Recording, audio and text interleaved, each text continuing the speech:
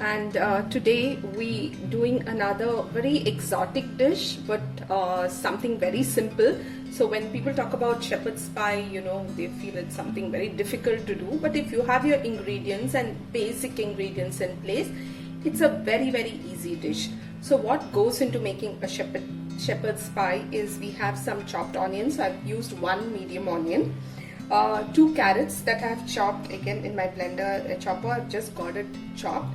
Then we have mince meat. Now I have taken mutton. Usually they use beef, but I have taken mutton. This is around 200 grams of minced meat. And we have around 3 to 4 flakes of garlic. I think it's 4 flakes of garlic. We have salt, and we have a tomato paste is what they say, but I have taken fresh tomatoes and I have just pureed 2 fresh medium-sized ripe tomato. Then we have the unsalted cooking butter, and I have used around 6 boiled potatoes here. So let me, the potato and the butter will be used last when we are going to get to the baking stage. But as of now, we are going to cook the other ingredients. So let me take you through how we cook this and how shepherd's pie is made. Now, shepherd's pie is more of a European dish, and well, with whatever I have at home today, I'm going to make it, and this is pretty much that. Only thing is I definitely use fresh celery, which I don't have today, and also rosemary is something that I would like to use fresh, but I don't have that, so I'm using dry. But other than that, I think all the ingredients are here. I would definitely have loved to put these 2 herbs, which I do not have, but I don't think the taste is going to change anything much. So let's get to see how we are going to do this. So another specialty about my food is whether it's Mexican, Chinese, Indian, American, Brazilian, Spanish, any food that I cook, I love to use my pot. So you will see most of my cooking is done in an earthen pot, and I love doing that. With that, let me start. So we've got the pot, it's heating up. I'm going to use 2 tablespoons of butter here. So there goes the 2 tablespoons of butter. Now what I'm going to do is I'm going to use a little of olive oil. Now this is optional if you want, but I like that mix of olive oil and butter. So I'm going to use a little of olive oil and butter, of course, and just wait for the butter to melt a little. So now that the butter is melted, I'm going to put the onions. So just when the onions have become translucent, I wouldn't say brown, but just the pinkish color that it gets, I'm going to add in the carrots. Okay, you're going to use the garlic later. We're not adding the garlic now. Okay, so here we are, and we'll wait and for this to cook a little. Now that the carrots have changed the color, I'm going to use the garlic. Okay, so understand that we are not using the onion. After the onions, we're not using garlic. We are adding the garlic only after the carrot changes a little color. So I just need to saute it for say less than a minute after adding the garlic, and then I add in the meat. Okay.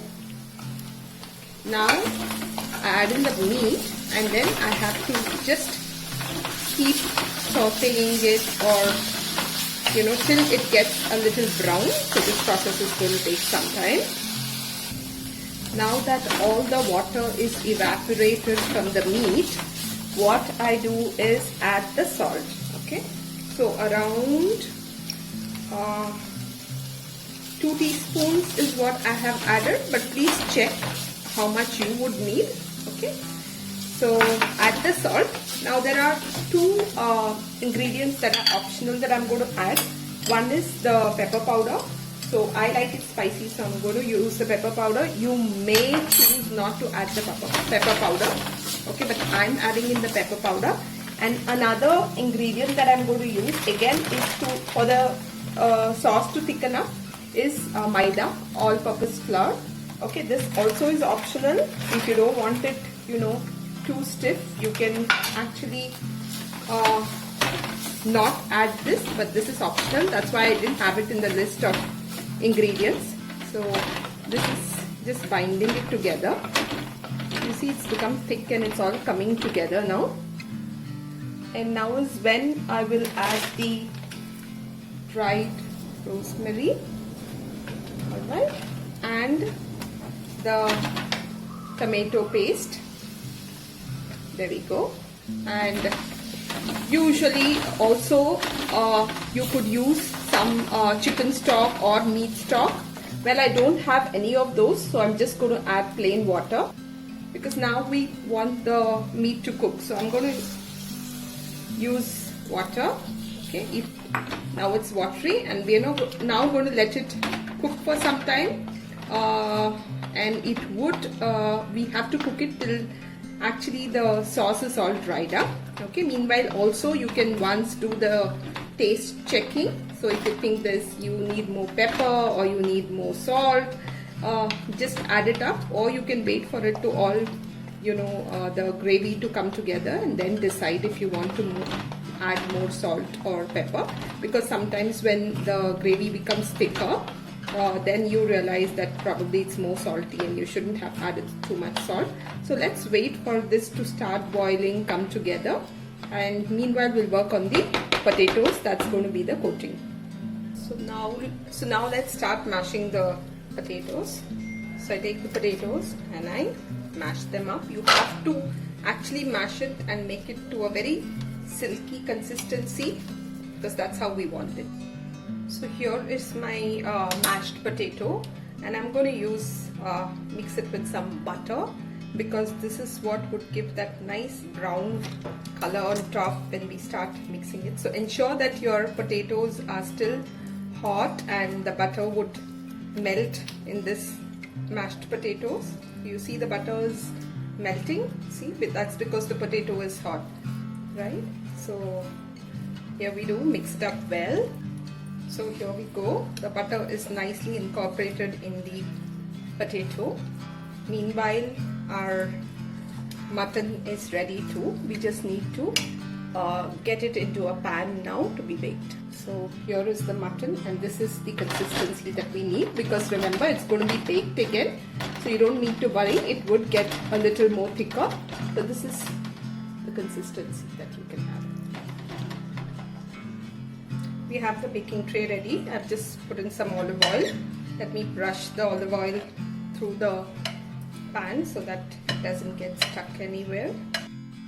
And now I'm going to get all the meat on the baking tray. So just spread it out nicely. So we've spread out the whole meat in this pan. If you want more depth and more thickness into this, you could take a probably smaller pan and have more meat, but this is how I like to do it. Now what we do next is then get the potatoes, and we need to spread the potato on the meat. Okay, so we'll do that too. Since I wanted the potatoes to be equal everywhere, I thought I would use the piping bag. You could do that too, because otherwise it gets a little clumsy. So I'm using the piping bag to ensure that every corner of my shepherd's pie is covered with the potato. So here we are, this is what we have got. Now I'm going to take the fork and gently try to do this so that we get a very good finish to the shepherd's pie. It looks nice and it tastes good too. So like I always say, we eat through our eyes first. So let's try to make this as beautiful as possible, and then let's see how it looks before it goes to the oven. So well, here it is. I love the finish. So this is how it looks before it goes to the oven. So now we'll cut it to bake for around 25 to 30 minutes at 200 degrees. But in case you feel it's browning up faster, we could remove it faster. So you need to keep watching. After 15 minutes, just keep peeping inside your oven, A, because you want to eat, and B, to check it's not too much browning or whatever. So let's go for it. It's just out of the oven. Look at the layer. That's the one that's below, and it's got a nice golden brown texture. The potato is nice and crisp, exactly the way I wanted it. So it's turned out great.